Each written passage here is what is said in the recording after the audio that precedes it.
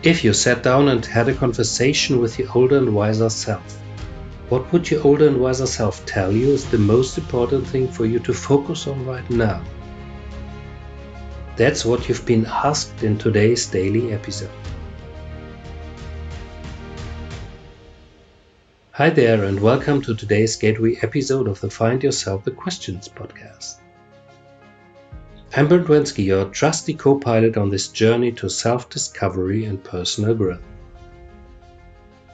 This podcast is designed to be a personal challenge for you as the listener, having the greatest possible freedom without pressure or control.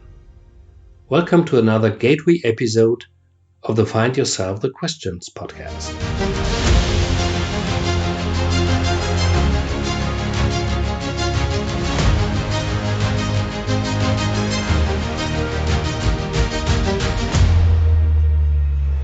Think about the last time an event, situation, or person triggered you and left you in a negative or destructive mindset. How helpless did you feel? Our guest also felt that feeling of helplessness. Fortunately, after building up his mental fitness, Colin was able to avoid negative emotions and feelings of helplessness. By sharing his own experiences as a certified positive intelligence coach with you, you will gain new insights into mental fitness. By the end of today's podcast, you will learn about our guest Colin C. Thompson's personal journey and pick up tools to improve your mental fitness, relationships, and peace of mind and well-being. Your ability to maintain a positive mindset, regardless of what is happening to you, is an ability that you can learn. Today we want to talk about how our mind can be our best friend and worst enemy. It often sabotages our potential for happiness and success and leads to negative emotions like stress. However, in this podcast you will learn how to build positive habits and empower the part of your brain that serves you while calming down the sabotaging part. By doing so, you can face life's challenges with a more positive attitude and less stress, leading to mental fitness, the X factor for happiness and achievement. Just as physical fitness helps you scale up steep hills without physical stress, mental fitness allows you to face life's challenges without mental stress or negative emotions, leading to greater happiness and achievement. Let's warmly welcome Colin C. Thompson. I'm excited to have you on the show. For so many years, my mind was not serving me. My mind was sabotaging me. So we asked that question: is your mind your best friend or your worst enemy? My mind was my worst enemy for so many years. But luckily, I was able to sort of put my foot down and decide to make a change. And now my mind is absolutely my best friend due to being able to build up mental fitness. So today we're going to talk about ways your audience can also decide whether they want to change their lives permanently by improving their mental fitness. That's wonderful. I'm so excited.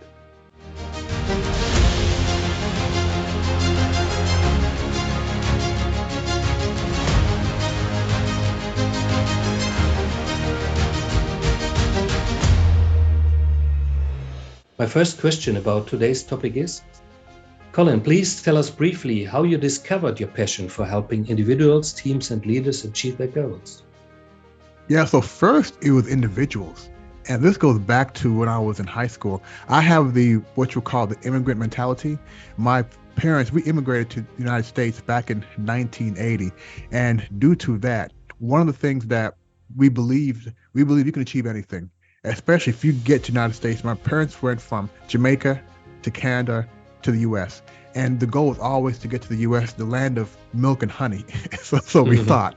But because we had that mindset, we never felt that anything was out of our reach. Once I got to the United States, especially when I was able to know what was going on in society, middle school, high school, a lot of my Black friends felt they had a ceiling as to what they could accomplish. For example, if you would have told me when I was younger, there'd be a black president, I would say never will there be a black president, but there was. So years ago, my high school friends, a lot of them felt they couldn't do this, couldn't do that. In my household, we never had that limit because we never had that PTSD.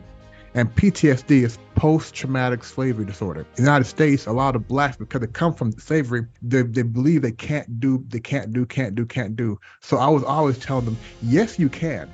You can be black and you can still succeed. So I've got my motivational juices warmed up in high school, and it's carried on until now. Luckily, I would say about 5 years ago here in China, I started coaching. And I was always good at motivating people. But as you know, motivation is powerful, but short-lived. Very, very short-lived. People can get motivated easily, and easily the motivation goes away. With coaching, I found you can help people maintain their inspiration, maintain their drive. So I discovered this passion years ago in high school, and then I slowly developed tools to help people not need the motivation, but be able to inspire themselves to keep going towards their goals. That's why coaching enables people to find their own path and their own ways to solve problems and not let other people solve their problems. Absolutely. I think coaching is one of the most empowering professions, I think, because we empower our clients, our coachees, 100%. And once they reach their goal, a lot of times they'll say, Coach Colin, thank you. You got me here. And I'll say, no, no, you did this. Yes. You did this because you did it by yourself. Absolutely. Because if they think somebody else did it, they're not going to grow from it. So absolutely, it's the clients, it empowers people to really, first of all, understand and decide, what do you really want to accomplish? What lifestyle do you want? And it doesn't matter if you know how to do it or not.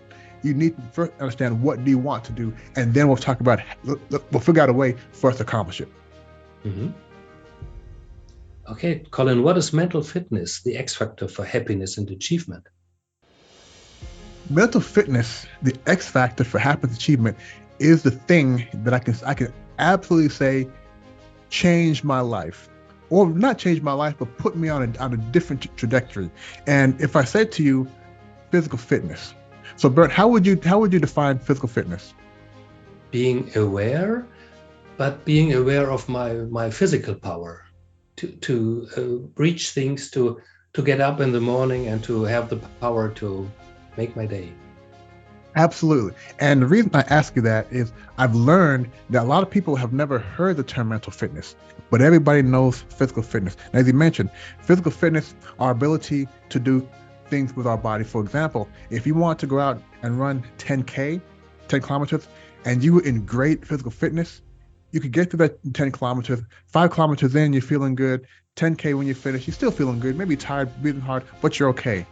That same 10 kilometers, if you have poor physical fitness, it's a different ball game. Maybe after 2 kilometers, you're breathing heavy. 5 kilometers, your legs are getting heavy. 8 kilometers, you might be walking. And at 10 kilometers, you could be totally, if you made 10 kilometers, you could be totally exhausted. Same 10 kilometers. One experience when you have strong physical fitness, it's easy. Poor physical fitness is tough. Our mental fitness is the same exact thing. And mental fitness is our ability to go through this wonderful, crazy, hopefully long thing called life, maintaining a positive mindset rather than a negative mindset. And we build it up the same way that we build up our physical fitness. The challenge that some of us had, and I had this challenge too, when I wanted to try to maintain a positive mindset during certain situations, I would start with something very, very big.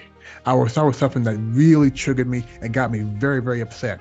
And just like that 10K, if you're in poor physical fitness, my mental fitness was not ready for that. So I had to start slow and start with something much smaller and easier to manage and slowly build up my mental fitness over time. So we have to understand that our mental fitness, our ability to maintain a positive mindset as we go through life, needs to be built up over time.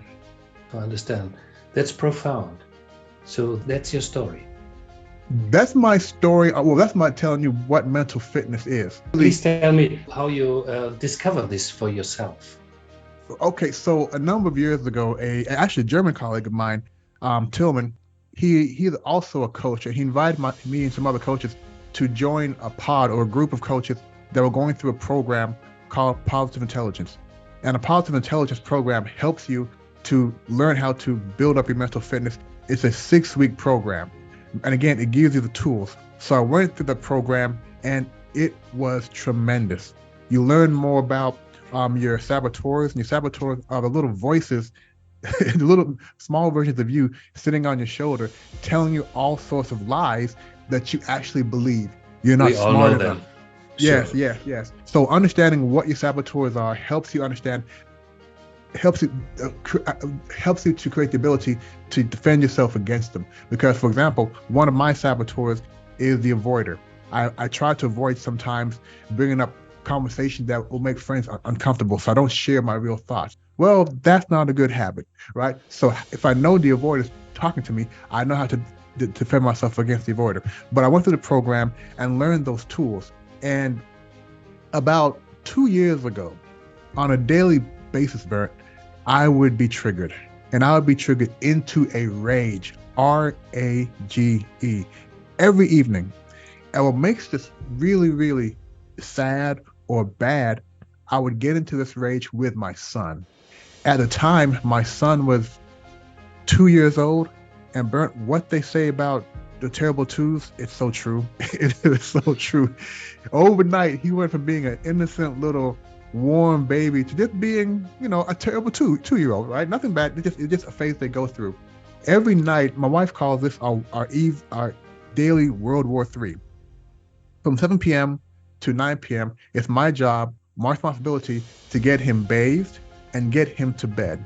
The bathing part's not a problem, but once it's time for him to get in bed, Bert, for the next 90 minutes, I will go crazy trying to get him to sleep. I learned very early on, you can't yell and scream at a baby to go to sleep. It doesn't work. So I would leave there, he would finally fall asleep, and I'd just be really, really, I'd have a lot of rage in me. And my wife would see this. And, I agree with her. This can't go on every night. My son doesn't deserve to, the last thing he does every night is seeing daddy mad. And I did not want to have that sort of rage in me, coming from my inability to handle my son having fun instead of going to sleep. So I said, okay, what can I do to change my behavior? So I said, let me lean on my mental fitness, what I learned in that program. And part of what you learn in that program is to be mindful of what you're feeling and what you're going through. So I said, okay, let me try to, tomorrow night, after the shower, when he's in bed, and I say, Quincy, go to sleep. And he laughs and jumps on the bed and rolls over and screams and is having what he calls fun. Let me not get mad. Okay, I'm going to build this up. I'm going to do it. Okay, next night comes, we bathe, no problem. We get in bed. I read him a story. Okay, Quincy, go to bed. Daddy, I'm not sleepy. And again, and I got raged. Okay, and for the next 90 minutes, I was still upset. So I walked out of there and I figured, I can't start here. This is too big for me. This is not a 10K. This is a 100K. This is too big. So I said, let me find something that's more manageable for me to start with. And luckily, in my house, there are a lot of different things we can use. Are you familiar with the term pet peeve? No. Okay, so a pet peeve is something that gets you upset, but just for a short time. For example, my wife and a lot of wives get upset when us men leave the toilet seat open, right? It bothers them, but it's not something you're gonna be mad about for days and days and days, maybe a few minutes. So let me find a pet peeve to start with. Very small, very manageable. This is my half K. I can handle that. So, and this may sound strange, and thinking back on this, I don't know why it was bothering me so much, but my wife had a habit of leaving the microwave door open. And without microwave, if the door is open, the light is on. So in my mind, we're wasting money, right? We're not helping the earth. And I would go to the door and I would start with my hand behind my back and I would slam that door, boom, just so no matter where she was in the house, she could hear me slam it. So she knew I was upset about it, right? So that was my thing. And I said, let me start here. And I said, one of the first things about trying to change your mindset is having empathy for yourself, right? And having empathy for others. So I said, whenever I leave, I have a habit of leaving a wet towel on the bed. That's my shower. I shower, walk to the bedroom, I dry off, drop my towel, get clothes, get changed, and my mind is gone. I walk out, and it drives my wife crazy. And I don't do it on purpose all the time. Sometimes yes, but I don't always do it on purpose. And I said, when I don't do it on purpose, I'm not, I just forgot. I'm not trying to get her upset. So perhaps when she leaves the microwave door open, she's not doing it to get me upset. She's just busy. Now we have a young daughter who at the time was a toddler baby. So perhaps she has the baby in her hand, takes the food out, and no hands to close the door. I don't know what's going on, but I don't think she's doing it just to get me upset. So I said, due to that, let me now be mindful and visualize in my head what I'm going to do the next time I walk around the corner and the microwave door is open. Okay, Colin, the next time I walk around the corner and the microwave door is open, take a more positive action. Take a more positive action. So I kept telling myself what I'm going to do better next time. Okay, next day, Bert, I come around the corner. Yes, the microwave door is open. I walk over to it and I quietly close it and carry on. And I kept doing that and kept doing that and kept doing that. And I said to the point where it was open, I just closed it. I said, wow, that's easy to do. I'm not upset. And she's not bothered because I'm slamming the door. I'm like, wow. And I did that for a while and I noticed it doesn't even take the radar anymore. It's like normal. It's normal now. And I said, wow, I succeeded there. Let me take on another bigger pet peeve. And I kept doing that, bigger things. And some things take a while. It's not overnight, but I kept going, half a K, 2K, 3K, 4K, building up over time. And then I said, okay, let me take on Quincy's and I's bedtime routine. I visualized first what I would do when he jumped on the bed, when he rolled over, when he just started singing, when he started making noises, when he would just do what he's doing. I visualized what I would do. So next night, okay, here we go. We're going to try this big one now. I'm ready for it. We bathe. We go into the bedroom. I put him in the bed. I read a couple books to him. Quincy's time to go to sleep. Daddy, I'm not tired. Jumping around. And I said to myself, well, empathy. When he's doing this, he's having fun. He's not doing this to upset Daddy. He's doing this because this is what 2-year-olds do at bedtime. He's just being a 2-year-old. So I said, you know what? Let me just sit back and enjoy it. And I watch him. And I said, you know what? This boy is funny. He's actually very funny. And then we'd read, we'd laugh, we'd tell stories. And before I knew it, he was asleep. I kept doing that. And I got to tell you, true story, even up to this day, our bedtime routine is the most enjoyable time of day we have together, because all we do is laugh, read books, make up stories to each other, and it's great. But it took me starting with something small. It actually took me failing, right, to be able to maintain my positive mindset with him at first, and then slowly over time building up my mental fitness, the X factor of happiness, building that up to the point I was able to handle bigger and bigger and bigger things that used to trigger me and absolutely drive me crazy.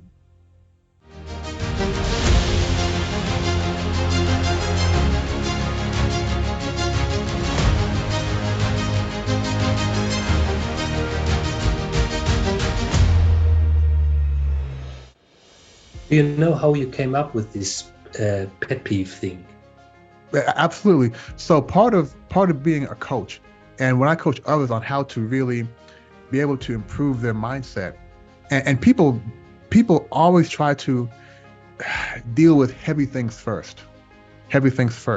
So, and I knew from my training, my marathon training, my strength training, that day one, you don't go for heavy objects. Day one, you don't go for long distance.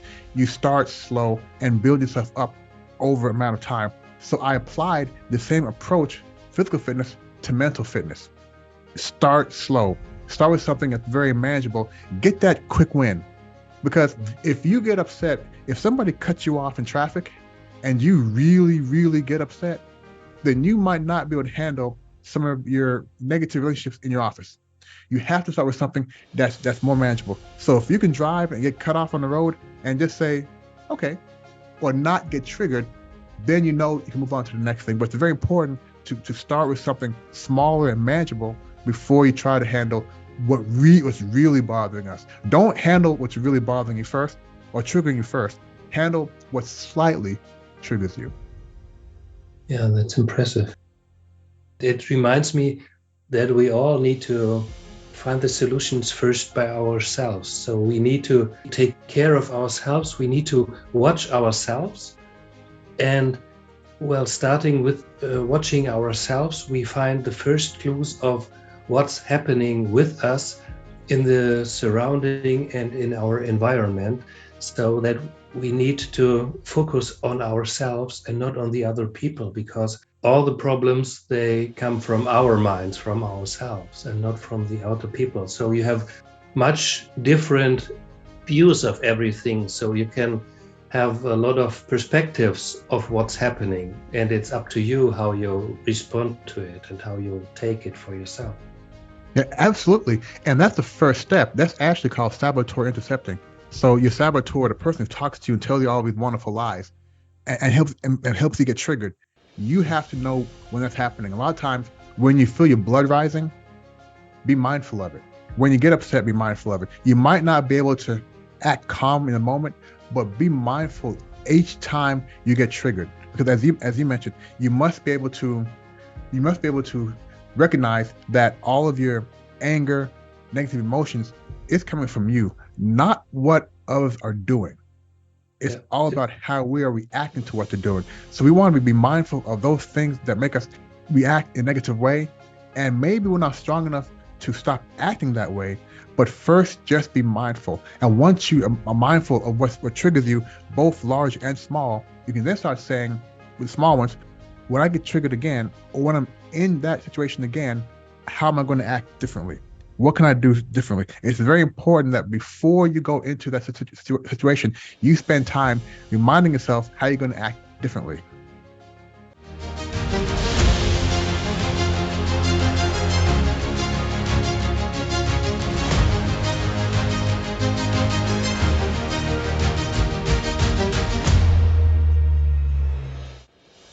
How do you get your coachees, the people that are your clients, to change their behavior or their way of seeing something, starting away for little and small improvements? Yeah, so the clients that come to me for reasons that relate more to them being able to maintain a positive mindset, one of the first things I help them to do is to take a real assessment of their emotions, the real assessment of their positive intelligence. And there are several ways to do this. There is a very good assessment that they will take, which is about 20 or 25 questions. And by the end of that, it gives them what they call the PQ ratio. Say, for example, somebody scores a score of 75. That means they're able to maintain a positive mindset 75% of the time. And 25% of the time, they're not able to maintain a positive mindset. We also have what's called the saboteur assessment, which is very powerful. And the saboteur assessment tells you of the 9 saboteurs, which ones are the strongest in you. And we all have the master saboteurs called the judge. And we judge in 3 ways. We judge ourselves, we judge others, and we judge the environment. So of the 9 other saboteurs, it tells you which ones trigger you the most. So after you've taken those 2 assessments, you have a better idea of where you need to really focus internally. For example, some people have what we call a controller saboteur in them, and they feel the need to control the environment and the situation. And they lie to themselves by saying, well, if I don't step up and control, nobody else will. Or if I don't take control, we won't get it done correctly, which is not true. It's not true. And they feel a lot of stress of controlling, and people tend not to like being controlled. So if they understand how the controller talks to them, they can then say, okay, what my controller is talking to me now, let me not give my controller that much power. This saboteur will not be able to control me or have power over me if I'm very aware of that. So to your question, the first thing they must do is understand what really triggers them internally, which saboteurs are the strongest in them, and what lies those saboteurs tell them on a daily basis.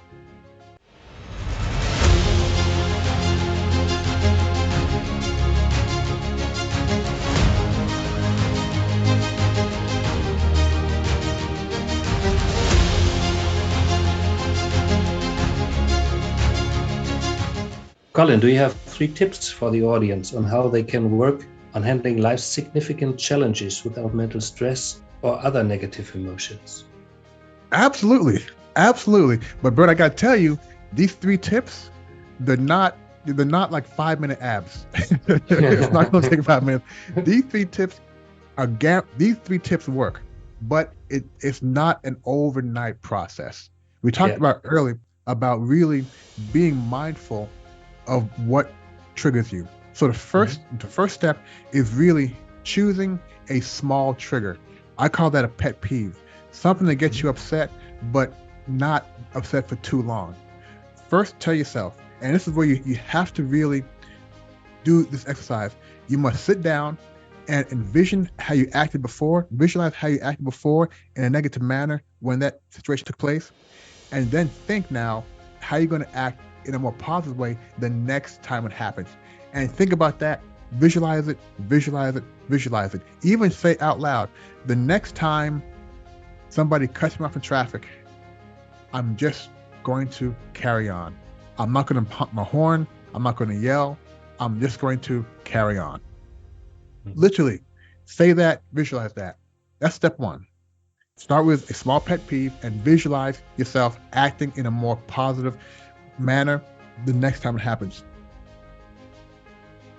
Now, step two, which is very important and very difficult, put yourself in that situation. Put yourself in that situation. I'll tell you, I had a pet peeve on the subway here in Shanghai during rush hour. My goal was to get from my front door to my office as fast as possible. When the subway door opens and we come out, I would get to the escalator and I would look. People standing on the right, on the left is where you should be walking, but somebody always stops. And that would just get me so upset. In my mind, I'm saying, you stupid person, don't you know on the right side you stand, on the left side you walk, and you stop, nobody can move. What is wrong with you? Don't you know? And I would just be, ugh. And for the next 15 minutes, I'd have that negative energy. So go ahead. Yes, I understand. And this belongs to, well, most of us. We know these situations. Right. So after I visualize myself, okay, turn the corner, Colin. When you look at the escalator, no matter what the person is doing, whoever's standing, don't get upset. Don't get upset. Don't get upset. So I had to, after visualizing it, I had to put myself in that situation. Now, luckily for me at the time, I was in that situation 5 times a week, every day. So I could practice that a lot. And I recall one time I turned a corner, I looked up, somebody stopped, and I said, well, I don't know, maybe empathy, right? Maybe the foot is hurt, maybe they're busy, maybe they don't understand. I have no idea why they're upset, but I wouldn't get upset, and before you knew it, I was to the top, very calm. So put yourself in a situation. Step 1, find a small trigger and visualize yourself acting differently. Step 2, repeatedly put yourself in a situation. And step 3, you must keep doing that until you're no longer triggered. So 1, find a small trigger, visualize it. 2, put yourself in a situation. 3, repeat, because odds are it won't happen on the first try, especially as you take on larger and larger triggers. Now, what's very important is once you're able to get over this trigger, find a bigger one. Immediately find a bigger one. You know, if you go to the gym and lift weights and get very strong, you can bench press 100 kilograms today. If you don't go back to the gym for 1 year, I'm gonna tell you what, you can't lift the same weight. So you have to continue to build up. So once you've got past a trigger, you must find a bigger one immediately and then repeat it. Another trigger, visualize how you're going to act differently, put yourself in a situation, repeat until it no longer triggers you. And it does take time. It's not overnight. Yeah, I understand. But it's a very big goal, and I think it's worth going this path. Absolutely. I'll tell you what happens is once you start doing that, you really start taking pride in it. And what I mean by that is I have a colleague I work with, and he's he knows how to press buttons. You know the term push somebody's button? Push somebody's buttons means he knows how to get people upset, right? He's very good at that. And each and every time we meet, he'll push my buttons. But to his credit, he pushes everybody's buttons. It's not just me. So every time I'm going to meet with him, I said to myself, Colin, okay, we're going to practice now. This is great. It's like being in the gym. No matter what he says, don't get triggered. And I'm better. Sometimes I still get triggered, but that is my gym. And I appreciate him now because he gives me opportunities to practice. So it's sort of like pride now. I say, it's hard for me to get triggered anymore due to building up my mental fitness by leaning on positive intelligence. Colin, it was a lot of fun listening to you. Thank you for this wonderful conversation. Where do we find you on the web? The easiest way to find me is going to oligye.com, oligye.com, oligye.com. And there you'll find much more information about my coaching practice, also about positive intelligence. And you can also find a giveaway. And I do have a giveaway available for your audience. 5 tips to build up your mental fitness. That's 5 tips to build up your mental fitness. It is a PDF document. You can print that out, put it on your wall, read it, look at it. And if you follow that over time, you should also be able to start building up your mental fitness and being able to take more control over your ability to maintain a positive mindset. That's very helpful. I'll put the link in the show notes. Great.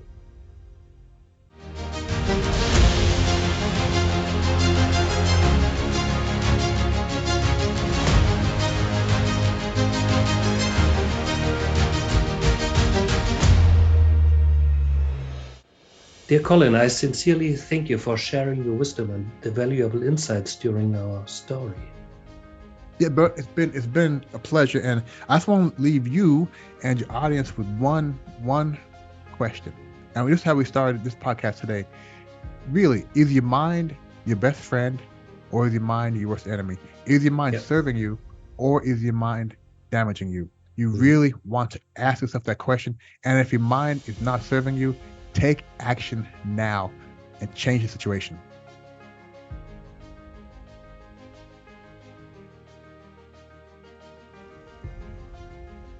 Thanks to all of you for joining us today on the Find Yourself the Questions podcast for mindful self-empowerment and personal growth. I hope this episode inspired you to ask questions and discover yourself. Join us tomorrow for more insights, questions, and next month for an inspirational discussion on your path to personal growth and happiness. Maybe you're just a question away from your best year.